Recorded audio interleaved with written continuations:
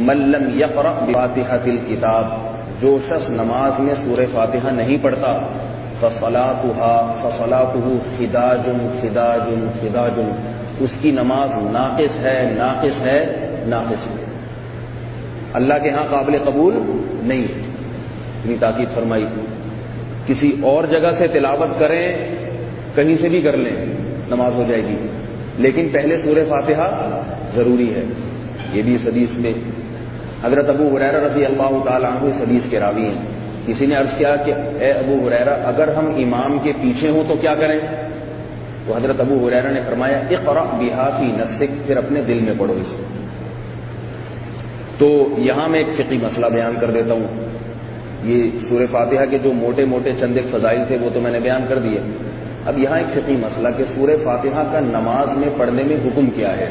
تو اس بارے میں جیسے یہ حدیث ہے کہ حضرت ابو ہریرہ نے فرمایا کہ جب امام کے پیچھے ہو تو دل میں پڑھو، تو اس حدیث کی بنیاد پر اسی طرح صحیح بخاری کی حدیث ہے، رسول اللہ صلی اللہ علیہ وسلم نے فرمایا لا صلاۃ الا بفاتحۃ الکتاب، سورہ فاتحہ کے بغیر لا صلاۃ نماز نہیں ہوتی۔ یہاں دو فقہی مسئلے ہیں۔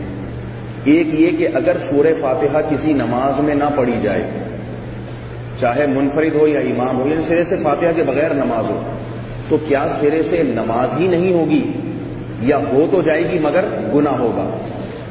تو اس بارے میں جمہور کا مذہب یہ ہے کہ سورہ فاتحہ نماز کا رکن ہے۔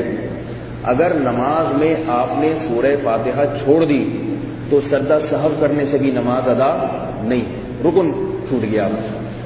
امام ابو حنیفہ رحمہ اللہ تعالی کا مذہب یہ ہے کہ اگر کسی نے سورہ فاتحہ چھوڑ دی، بھولے سے چھوڑی ہے تو سجدہ سہو سے نماز ادا ہو جائے گی، جان بوجھ کر چھوڑی ہے تو فرض ذمے سے ساقط ہو جائے گا، مگر نماز ناقص ہوگی۔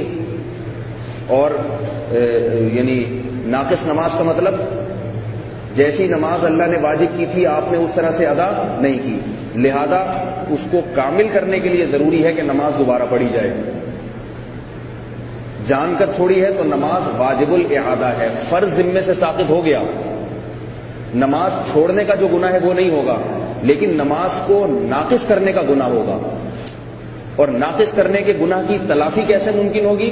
دوبارہ پڑھے۔ بھولے سے چھوٹ گئی سجدہ سہو، جان کر چھوڑی دوبارہ۔ دلیل کیا ہے اس کی؟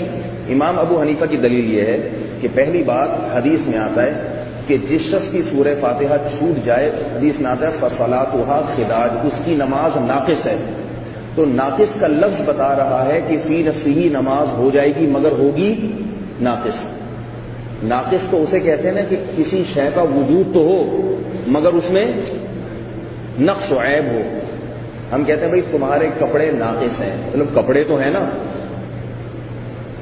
یہ انسان ناقص ہے، مطلب انسان تو ہے